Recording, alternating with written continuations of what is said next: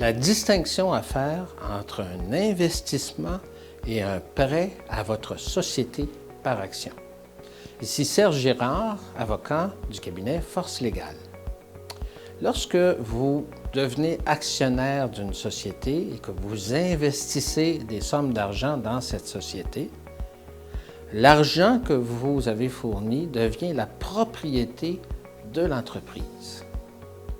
En retour, l'entreprise émet des actions qui sont des titres de propriété et dont vous êtes le propriétaire. Donc, investir dans une société, c'est différent de faire un prêt à la société. Maintenant, il est permis par la loi qu'un actionnaire prête de l'argent à la société dont il est actionnaire. Le prêt est alors traité différemment. La société ne va pas émettre de nouvelles actions à l'actionnaire en retour du prêt. Au lieu de ça, la société devrait payer des intérêts à l'actionnaire prêteur. Un prêt et un investissement, c'est donc différent. Le prêteur a le droit de se faire rembourser son prêt. L'actionnaire n'a pas le droit de se faire rembourser son investissement en dehors de circonstances bien particulières.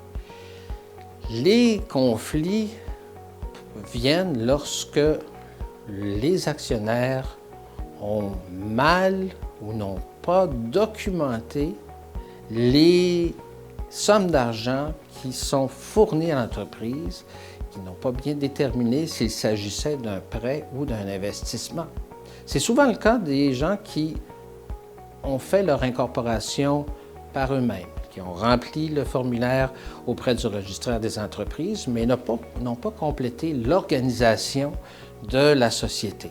Lorsqu'on fait l'organisation de la société, on va noter les sommes d'argent qui sont payées pour les actions, et là, ça devient un montant qui clairement appartient à l'entreprise.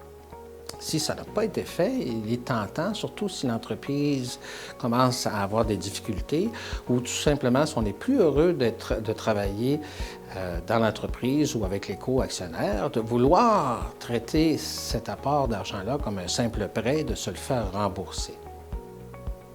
On voit les difficultés et on voit surtout les risques de conflit qui peuvent en découler. Il est donc important à tout moment de bien documenter l'organisation de votre société et de bien documenter les prêts qui peuvent être faits à la société.